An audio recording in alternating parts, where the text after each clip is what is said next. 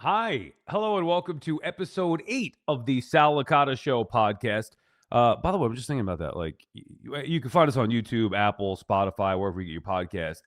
Do I got to do the every episode like countdown? Like, what happens if we do a couple hundred episodes? Welcome to episode 256. Like, I think at some point, and Royal Rumble is this weekend, so maybe we'll do a little wrestling talk. But at some point, we got to do like WrestleMania did. Instead of going to WrestleMania 30 and whatever, it's just called WrestleMania. I just feel like at some point, maybe we stop naming the individual podcasts, and 8 seems like we're maybe getting there. I don't know how much farther I could count this stuff. Anyway, not that you care about that. It's just something that was on the top of my mind here.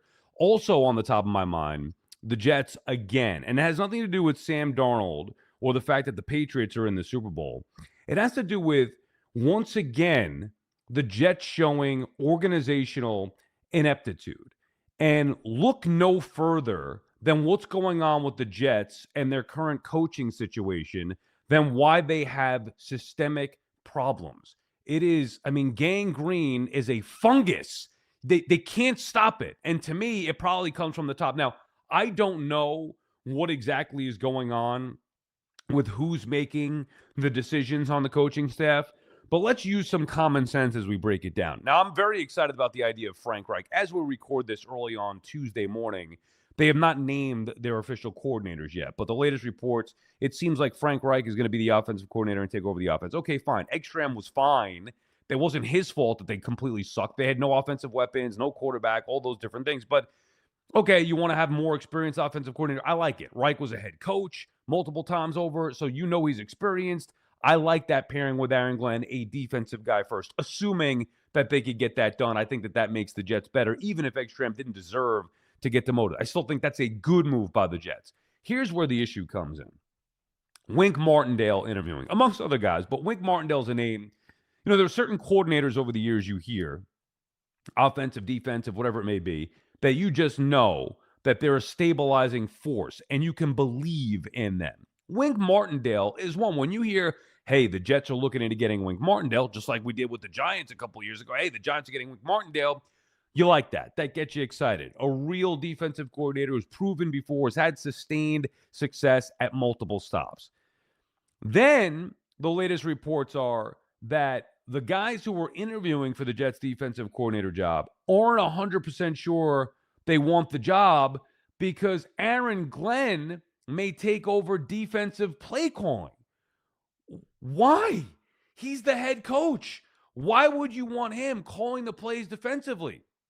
Now, last year they had an experienced defensive coordinator in Wilks, a failed head coach. Of course, I didn't think he got a great opportunity, but he was a failed head coach, was a successful defensive coordinator, proven commodity, and was a disaster last year. So that doesn't mean that if Glenn does take over the play calling, that it's going to fail or succeed. It doesn't mean one way or another. What it means to me is, why would he do that in year two after a disastrous year one? Like, you could not have a worse year in year one for Aaron Glenn. Rookie head coach, who doesn't have the experience, never did it before, failed miserably in New York, worst team in the league, or at least one of the worst teams in the league, second pick. Like, we know all the stuff. We don't have to rehash it with the Jets. And now you're telling me the best idea is for Glenn to take over play calling on the defense? That doesn't seem like a wise decision, especially when you could go out there and hire an experienced defensive coordinator like Wink Martindale, have Frank Reich. Imagine that supporting staff with Frank Reich on one side, or wherever, if he doesn't, literally have to be on one side, he could be up in the booth, but you know what I'm talking about. Frank Reich, the offensive coordinator, great experience and success and a good resume, good veteran play caller. And Wink Martindale on the other side, same thing. Excellent resume, veteran defensive play caller, had success before.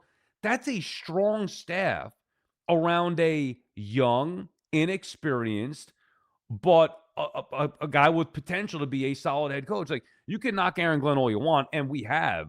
I think he's got redeeming qualities. He had to learn in his first year, and some of the, back and forth with the media, his standoffish attitude, his maybe arrogance rub people the wrong way. And if you have that, you better back it up with some results. And obviously he didn't.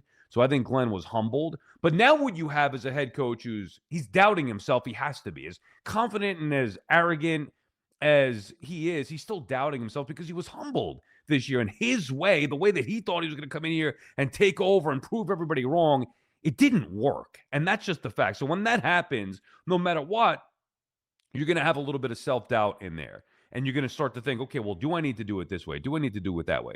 He went through a learning experience in year one and is trying to figure his way out of this thing. And I don't think adding defensive play calling responsibilities to him on game day is going to make that better as the head coach. I'm sure that Glenn doesn't want to do this. Now, I don't know, but I'm sure that Glenn doesn't want to do this. So who can possibly be suggesting that he take over the play calling? And I guess the appeal of that would be, well, you were great at calling plays in Detroit, so why don't you just do that here? We don't have to worry about it. Because it's a different job. It's a different animal. Aaron Glenn needs to be the head coach, the leader of this program, turning this program around. You can't put too many hats on as a head coach and think that it's going to be successful. So whoever's idea it is, and I don't know, but obviously we're alluding to one of the main problems. Like the Jets' problems predate Aaron Glenn. They predate Robert Saleh and Joe Douglas.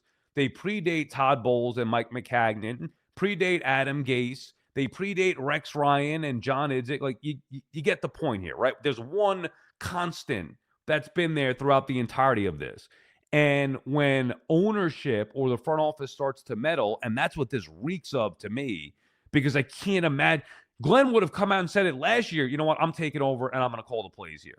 I can't imagine. And the fact that the reports are out there saying they're trying to hire these known defensive coordinators and none of them want the job because they might not be calling the plays. Like, then what do they need a defensive coordinator for?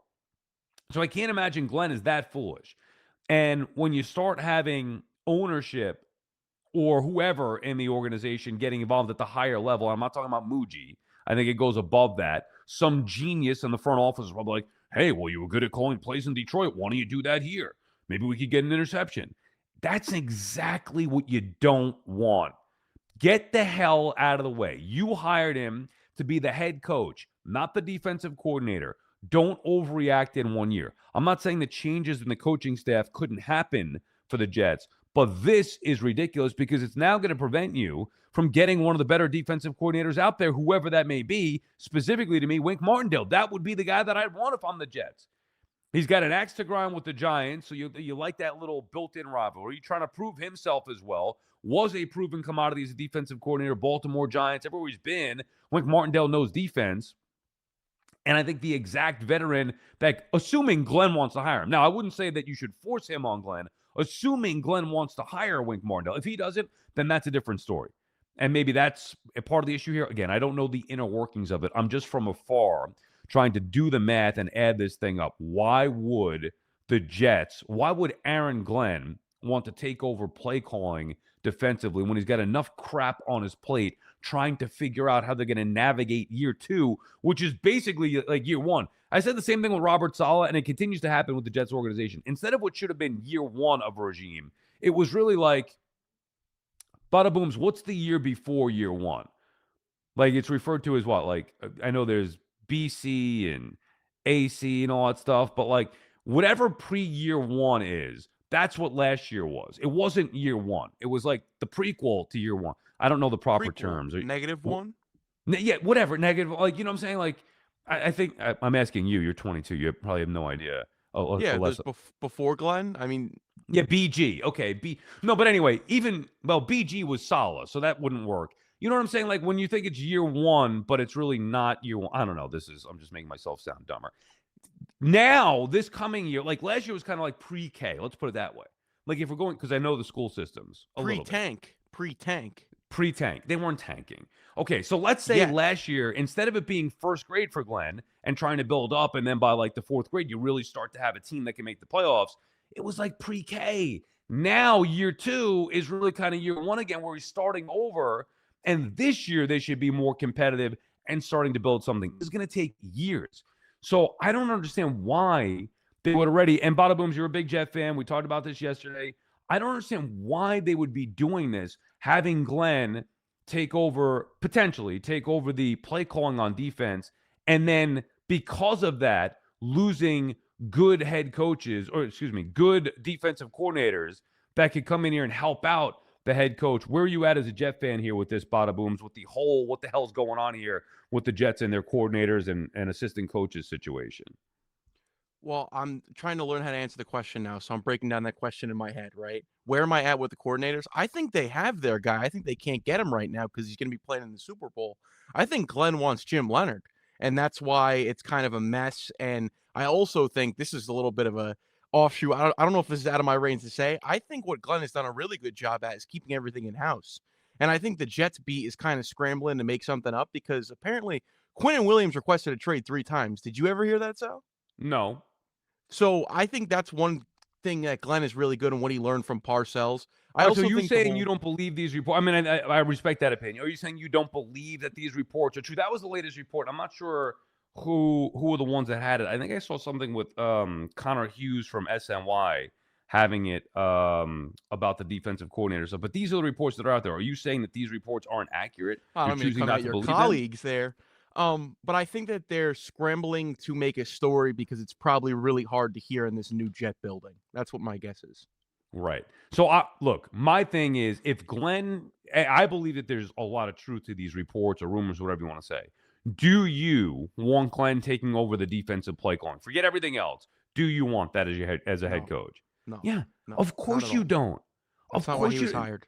It's not why he was hired. See, this is where I think, and again, I don't know, but it just reeks of Woody Johnson. This is where I think that Woody Johnson looks at Glenn and says, well, you were a successful defensive coordinator calling plays in Detroit. Why can't you just do that here? Why don't, Aaron, you take over the defensive coordinator or a defensive play calling and go from there? And we'll have Frank Reich do the offense, you do the defense, and we're set. Maybe he looks at the Rex Ryan model, whatever. And I'm all for head coaches calling plays, generally offensive head coaches. I want them calling the plays. But even that, we're talking about Andy Reid. We're talking about Sean Payton, Sean McVay. I know others do it, but those guys do it at the best level. How many times have we seen it before where head coaches think they want to call the plays and then they realize this is too much. I have to delegate and let somebody else take over the play calling responsibilities on game day. For Glenn, a guy who's lucky to still have a job right now, you're going to put more on his plate? No, I would think you want to put less on his plate. If you really look what we're headed for here, and I do want to kind of touch on the Woody thing real quick. I think a lot of people give Woody like more credit than he actually deserves for being in the mix. I don't think he really gets in the mix till the end of these reigns. Like I really don't think Woody cares at all until the noise gets so loud that headphones, earmuffs, earplugs can't even prevent it. The noise is so loud that it's leaking through his house, it's leaking through his private jet. I'm trying to think what it's called. I don't even know what a private jet is. I've never even seen a private jet in my life. You know, But I think I've been on a couple with Francesa. Did I ever tell you that? really Yeah, multiple times. the man himself. Super Bowl trips. Well, yeah, I mean, not to brag, but it was a unique experience being on a No, private definitely a plane. brag. You name dropped the Well, no, I've told this story before. I never told you this, I don't think. But like being on that's what they're called, private planes. You're like, well, no, I don't know what it's called. What do you mean? What is it called? It's called a private plane. It's not figuring out BC or AC or BG, whatever, or I mean, look at pre-K. me right now. I got a Timu chain. I got a Fugazi Christmas lights on me. I'm not that's not the cloth I'm cut Looks like from. you might have combed your hair today as well. Potentially comb my hair today. I mean, All if I right, so went on a private jet looking like this, I'd be sitting on the window seat. all right, so finish up your thought about Woody. I don't think Woody's as much in the weeds as people give him credit for. I think, like I said, when the noise gets loud, he comes in at the end to play cleanup crew. But like you said, where we're going with this whole Glenn thing and like, what's the best case scenario? Like, I know as a Jet fan, for me, I'd be happy with 6 wins next year, and we're kind of finding out more about this defense, and we have young players on the defense who are showing improvement and getting better. From the Jet fan perspective, the louder, the vocal majority Jet fan, if the Jets win 6 games next year, they're not going to be happy. Like I'll be happy because I'm ready to be patient. This is the darkest time for me, I would say, that I've ever seen from the Jet perspective. I think they have to win. And I'm not saying this to be funny, like 6, 7 games minimum. Minimum, that should be the expectation next year. But even aside from the actual win total, and thank you, Bada Booms, we'll get back to you in a little bit. I have some other topics I want to discuss with you. The expectation should just be that they need to be competitive. Forget the win total. in what is essentially de facto year one. That's what I was trying to say before, but I guess I made no sense trying to say that. Last year was technically year one, but it really wasn't because it was such a disaster. Now it can be like, okay, well, we're bringing in our players, more of our players with the draft picks and all the draft picks that they have. We kind of got our feet wet with a rookie head coach in year one and seeing what to expect. Now it should really be year one. And whatever the expectation win total wise for many people last year, that should be the new expectation this year. And if they don't win 6, 7, 8 games, something like that, then I do think the idea of moving on from Aaron Glenn should be in play here. Although I don't think you can properly evaluate a head coach and a new regime in just 2 seasons. However, if it is as bad as it was last year, next year, I don't think you really have much of a choice. Last note on the Jets before we move on, a bunch of different topics I want to get to today here on episode 8 of the Sal Licata Show podcast. You know, we talked about it yesterday with Darnold being in the Super Bowl, the Patriots again being in the Super Bowl, and just if anything, you know, the law of like Woody's law, whatever you want to call it, if anything could go wrong for the Jet fan, it will go wrong. Where I would draw the line if I were a Jet fan is Robert Saleh. Because like we've seen Bowles, we've seen others we mentioned, even Geno Smith had success. Like if Robert Saleh wins with the Tennessee Titans, I mean, if Robert Saleh, who's maybe one of the worst head coaches the sport has seen, and fittingly, the Jets have had many of those guys, right? Kotite, Gase, Saleh. I mean, throw in Ulbrich for good measure if you like. If Robert Saleh, who is one of the more overmatched coaches that we'd ever seen, can have success in Tennessee, it is clearly, like we all know it's the Jets anyway, but I never believed Sam Darnold would have success. He did. Aaron Rodgers, I never thought would fail here. He did. He's been good, even good with Pittsburgh. Like, he's not vintage Rodgers, but good with like, it's always there. Everybody's at their worst with the Jets. I don't believe Saleh is a legitimate head coach in the NFL. He seems like a nice guy, great D coordinator. Who knows who's calling the plays? If Robert Saleh, and he's going to Tennessee, which is a crappy spot anyway. If Robert Saleh has success in Tennessee, the New York Jets should fold up shop. All right. Topic number 2. I saw a Carols Mendoza was a guest on the New York Post podcast, the baseball podcast they do. I forget exactly what it's called. It's John Heyman, Joel Sherman. They get tremendous guests on that podcast. I think it's the show, as a matter of fact. It just hit me there. And I didn't listen to the whole thing. Haven't had a chance to do that yet. I'm not sure if I want to listen to that yet. You listen to the clips just like everything else. You read the headlines, you listen to the clips, and you keep it moving. That's why we keep this thing at, 35, 40 minutes. Who wants to sit there and listen to anything for an hour and a half? I mean, let alone 4 hours. So he was a guest on the show podcast, and he was talking about the Clubhouse. And last year, and like we know the reports now after the fact leaked out about the Clubhouse and maybe some issues, Lindor, Soto, whatever it may be. But Mendy was saying how last year was a more professional Clubhouse, a more business-like Clubhouse. Whereas the year before, with Candelita, Jose Iglesias, whatever.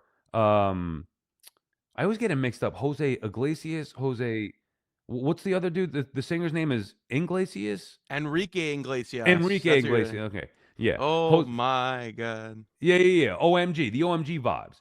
And he said that, he's going in a little bit of a detail about it, saying like, and we knew that, but just hearing the manager reiterate that and then comparing it to last year's Clubhouse, Soto comes in and he's a machine. He's all about business and baseball's his life and his passion and all that stuff, but he's not playing games. I'm not saying he doesn't have fun, but he is a business-like warrior, and that is what you want. But I guess the vibes in the Clubhouse overall were more of that mindset, like, hey, we had success in 2024. We got the biggest free agent in the history of free agency. We have a mission to go win.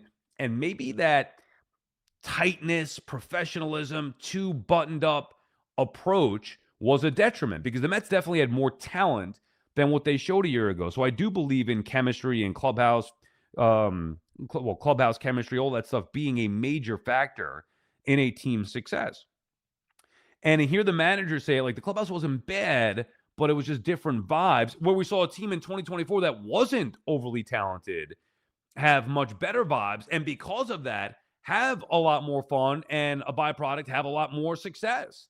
And maybe there's a balance there that Mendy needs to strike because he is the manager and he did take some responsibility. You go let the players police themselves and have these guys, you get different personalities and, some stick to themselves. Some are more team guys, maybe the little cliques forming in clubhouses. That happens everywhere. It's not just the Mets last year or 2024, whatever. But clearly, they need to strike a little bit better of a balance with having more fun in 2026 than they did in 2025. The business approach, I think, is a good one, but you also got to let loose and have some fun. So maybe they learn from that. Certainly, Mendy learned from that in year 2. And he's got to figure out. Now, the Mets brought in a bunch of different guys, including Freddie Peralta, who's apparently an immaculate vibes type guy in the clubhouse. So you got him and Simeon, Bichette, Polanco. These guys are, and again, it's not a knock on Alonso or Nimmo or the guys that were here. McNeil, yes, it is a knock on him. I don't think he was liked by anybody. Maybe outside of Alonso, I don't think anybody liked Jeff McNeil. But anyway, the vibes this year are going to be different. Regardless of good or bad, it's going to be completely different with a completely different clubhouse. But you would expect that after what happened a year ago, maybe they start to dip back into where this team has more fun. If it's not just the players and their chemistry within the clubhouse, Mendy trying to find the balance from what was lacking last year to this year. It's funny. We always talk about free agency and trades and talent, and they need an ace and they need a bat and they need this and that. And a lot of times the chemistry is overlooked, but that can be the most important thing to have at times.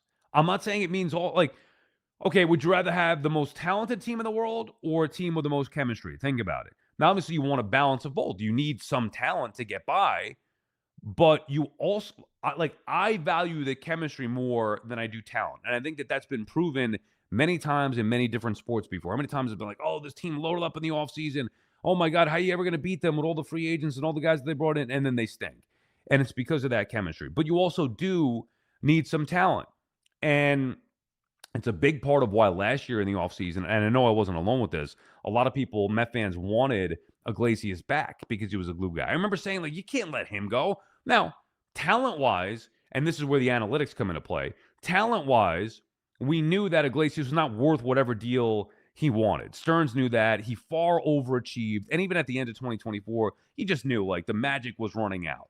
But wasn't he worth it alone just to be a part of that clubhouse and a part of those vibes being on the bench? That's a spot where instead of choosing talent and saying, well, we could get a better player to raise the floor from where Iglesias is, cheaper and just as productive with whoever that may be. Let's just say they thought it was going to be Acuna or I forget whoever else they had. Was it Joey Wendell last year? Was that the first year? I don't know. Whatever. You get the, oh no, maybe he replaced Joey Wendell. Anyway, I forget the exact thing, but maybe they just felt like, okay, we can move on from Iglesias. Remember, they had a gluttony of middle infielders last year as well. Third base, second base, that's where Iglesias is going to play, not just the middle infield, but third base as well. So they move on from Iglesias because they had no room for him. And then, they lack that clubhouse. I don't want to say leadership because I don't know if he was a leader, but just that fun element to elevate the chemistry in the clubhouse. That's a spot where I would have valued chemistry more than talent. And I think Stearns and his crew failed to do that. And I think it cost them. And now maybe this year, it's not to say you can't win without Jose Iglesias, but maybe this year they get back to trying to have more fun and build better chemistry. It seems like that's going to be the case on paper going in, but who knows? And two of the main culprits from a year ago, two of the big leaders on that team, Lindor, certainly the leader, the de facto captain, and Soto, a massive personality. Not that he wants to be a leader, but there was reports that those two didn't exactly vibe. Not that they didn't like each other, but they didn't vibe. And I'm not so sure they did like each other. But they're still here. So all the other pieces that have gone and all the pieces that have come in, that's great. But they still have to figure out the Lindor-Soto dynamic. And that is strictly on Carols Mendoza. Maybe, in fact, his biggest challenge heading into year 2. Topic number 3, as we keep it moving with some different topics here today. A lot of different stuff that we had I saw yesterday and this morning that I wanted to get to. The idea of the Knicks making a move for Giannis. There seems to be some talk about, well, they're not shopping Karl-Anthony Towns. I'm not buying that. And then there was a report. I was never buying that. I mean, come on, do the math. Use common sense. We watch the games. Do you think that the Knicks can win a championship with Karl-Anthony Towns? I don't. I mean, I thought that last year. That's why I wouldn't have fired Thibodeau. I didn't think that he was the problem. I think that Karl-Anthony Towns was the problem. The Knicks just didn't have the championship makeup with their stars. Brunson, yes, we love him. And I like some of the bench pieces that they brought in this year. But the two main stars, Brunson and Towns together, in my opinion, were never or are never going to be championship caliber. So then they get off to a great start. Everybody loves it. Don't touch anybody or don't, can't trade anybody. Don't touch the team. And now that they've fallen back down to earth a little bit and have been shaky, and that's putting it mildly, it's Towns got to go. Karl-Anthony Towns got to go. Towns is the one who's got to go. But there is no leak from the front office saying that the Knicks want to move Towns. As a matter of fact, it's the opposite, saying that they have no intentions of trading Towns. Those have been the reports. But then Mark Stein had a report last night saying that even though the Knicks are saying that, other front offices are under the impression that Towns can be had. And add it all up, and then there's other reports about the Knicks potentially being interested in Drew Holiday. Sure, sign me up for that. But the big thing is going to be moving Karl-Anthony Towns. However you want to digest it or dissect it or whatever, the Knicks need to make a big move. It's just as simple as that. I love the Towns trade when they made it. We've seen him for a year plus. He ain't it. He ain't it now. He's never going to be it. Certainly not in the postseason. Never going to be the guy to get them over the hump.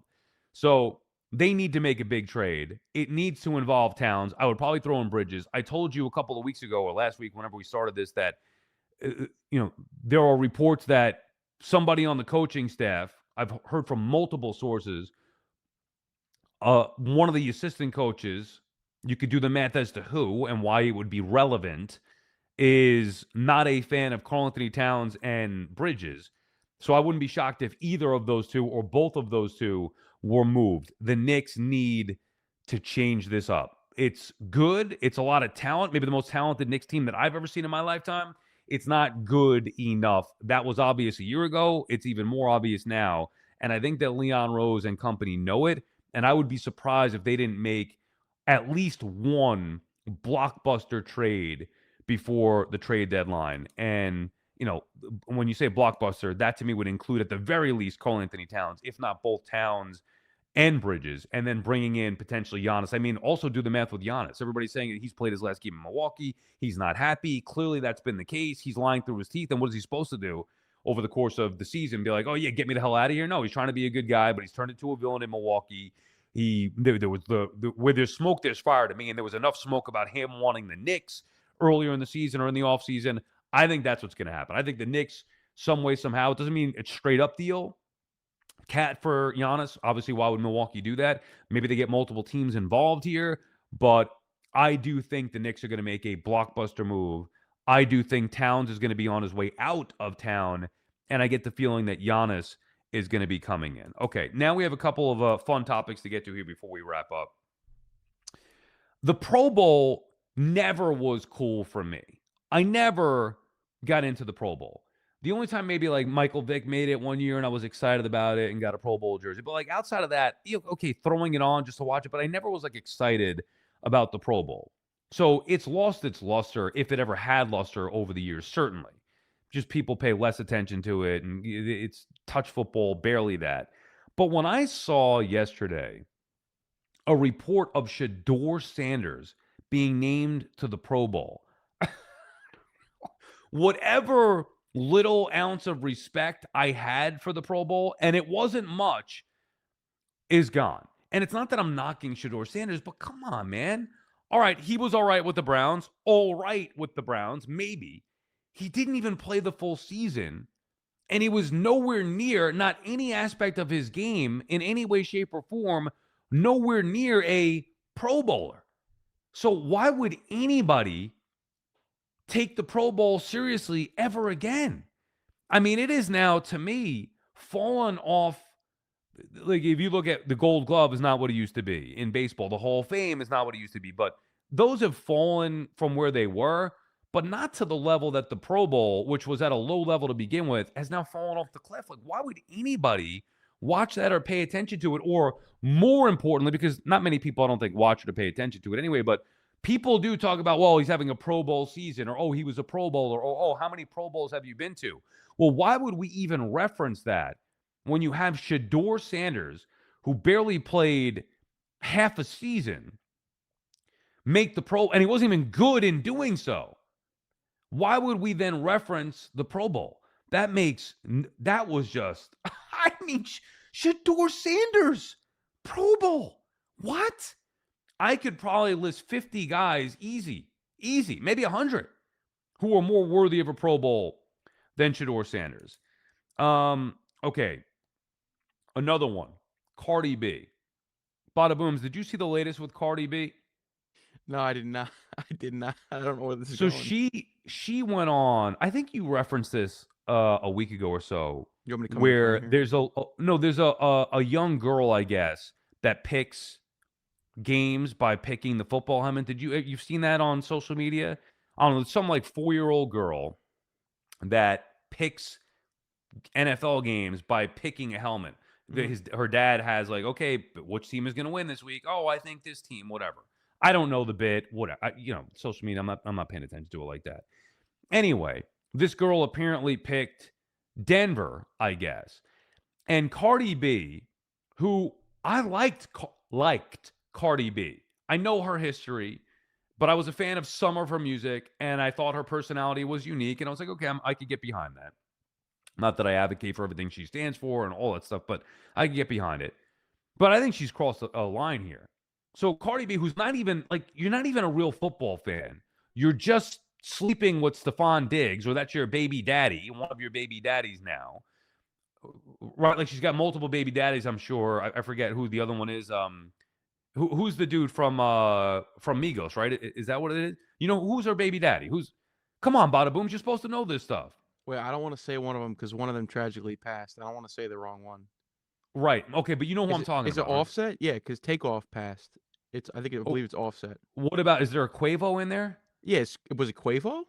I don't know. Anyway, okay, so she was with one of them. Now she's with Stephon Diggs.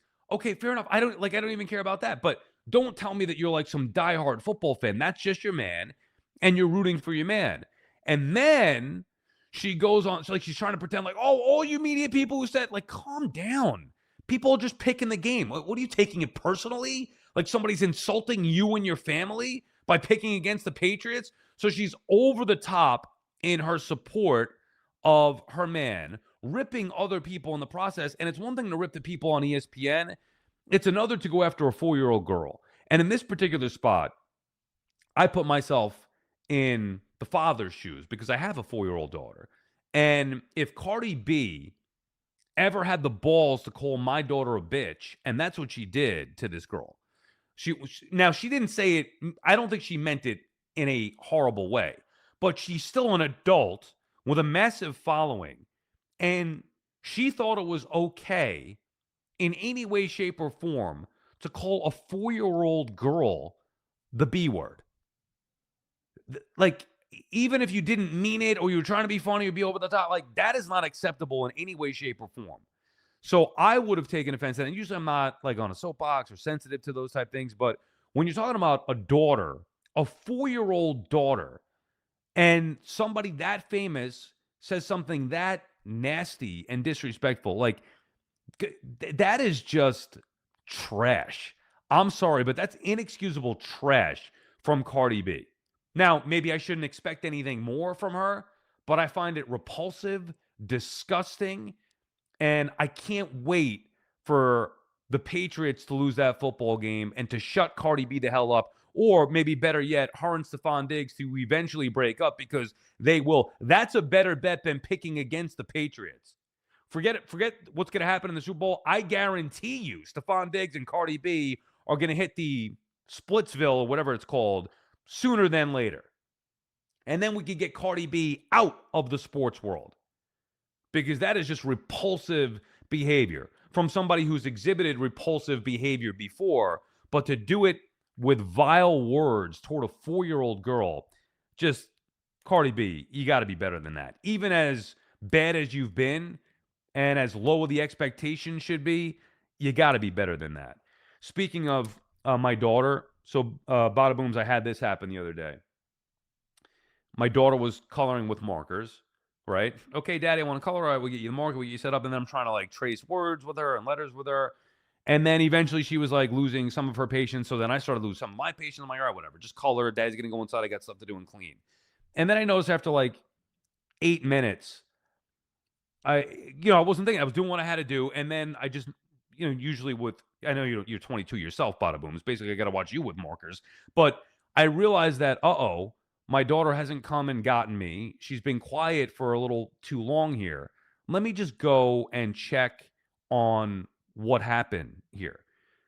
And of course, I walk in there and there was green marker all over her face, her eyes, her nose. Like she had trouble tracing an S, but she could draw a mask on her face perfectly, all around, the perfect dot on her nose, the eyes, the neck, the hands. Sammy, what the hell did you do? And she's looking at me knowing that she did something wrong, but also smiling. And then I started calling her Kermit the Sammy because she was just green. So she is now, that's the nickname for her, Kermit the Sammy. But so lesson learned here. I had to learn this the hard way. Don't like it sounds like common sense, but I'm new at the stay-at-home dad thing for the most part. Usually I'm at work all day long. I'm not on marker or crayon patrol. So I learned the hard way that you can't, even for a few minutes, leave the kids alone with the markers. I guess it could have been worse. Could have been all over the walls, which Daddy would have flipped out if that were the case. Bada booms, who's watching you when you're alone with the markers? Anybody? No, but it sounds like little Sammy there is trying to tell you she wants to be a Jet fan with the green paint on her face. You know what I'm saying? Uncle Bada Boom is gonna have to take her to a game or something to get her a jersey. Oh God, that's a good one. We could maybe wrap it on that one. I'm not going to force fandom. Like, did your father force fandom on you? I wouldn't say he forced it, but it's kind of like I just accept, like, I realized what my fate was and I accepted it. Besides with the Hurricanes. The Hurricanes the only team that I root for that he never rooted for. And what made you Because go to the Hurricanes? I love Ray Lewis growing up, and Okay. I played for like a little league team that was the Hurricanes. So that Okay, was so kind of that's my it. introduction. Okay, I like that. Now, okay, so the Jet fandom, though, your father, a big Jet fan, so you just grew up watching the games with him and just absorbed it that way. Yeah, it's a curse. It's a punishment. It's a life sentence. But I felt like there was no choice. I felt like I would let him down if but I accept it now. I love it. I would say there's times where I care more than him, where I care more than my grandfather. So it's like you said, it's a fungus. It's taken onto me like the Green Goblin mask, and I can't get it off. Or I called you Jim Carrey the mask. That picture of you Yeah. where you have no beard. It's kind of like that mask where it's stuck to me. I can't get it off. All right, so I'm not, and I respect that. I mean, I love that. That's what fandom is. Like people are going, I'm going to switch. Fandom is not something you switch, or No, people give me crap because I wore an Islander jersey and I'm a Rangers fan. that's a different You story. That's repulsive. No, it's not repulsive. You go into the owner's box and the guy says you want an Islanders jersey and put this on and say yes, yes sir, okay, I'll do it. But my point is whether you would choose not to, and maybe one day you'll test that theory there, Bada Booms. You're a Ranger fan? When Ledecky hands me that jersey, I'm going to say, thank you, sir. I appreciate it. I'm a huge Sound Tiger fan, which they're moving out of Bridgeport. Did you know that? No, I didn't know that. I don't even know what I used to Sound go to Tigers the are. But Sound Tiger games every Saturday. point is, whether you wear an Islander jersey or I wear an Islander jersey, it does not change the fandom. I could give you a Drake May jersey that you could wear for the Super Bowl, or a Sam Darnold jersey that you could wear for the Super Bowl. You're not a Seahawks fan. It's in your being growing up a Jet fan. So same thing. Like I grew up a Mets fan, a Rangers fan. It never comes out of you. You can't just transition and change fandom. It doesn't work like that. So I don't know. Back to the point about my daughter. Like I don't even know if she's gonna like sports. I don't care. I'm not forcing her to like sports. I'm not forcing her to fandom, especially in football. She can pick and chooses who she likes. And something tells me it's probably not going to be the Jets.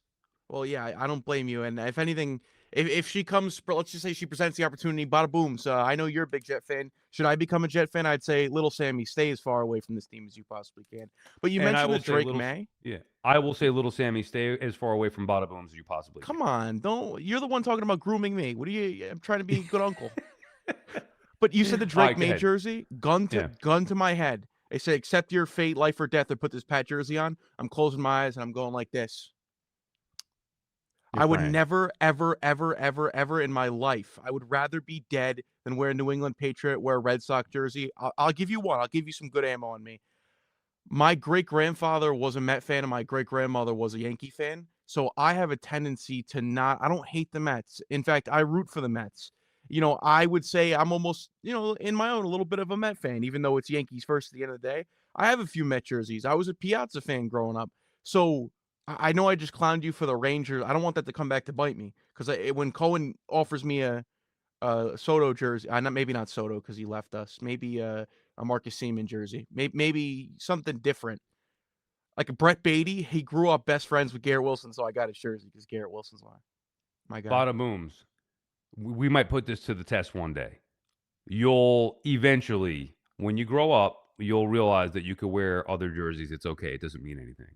I'm just saying the Met jersey. I don't hate the Mets. The Mets are the Jets of baseball. No, we got to get you in a Pats jersey. I'll never wear a Patriots jersey, and don't even bring me anywhere near Brady. I might ruin your broadcasting career if you introduce me to Tom Brady. All right, Bada Booms. We appreciate the insight as always. Go back to doing whatever it was that you were doing. All right, that does it for episode 8. Remember, download, rate, subscribe, whatever it is that comment. Of course, tell me how much I suck. All those different things. We appreciate it.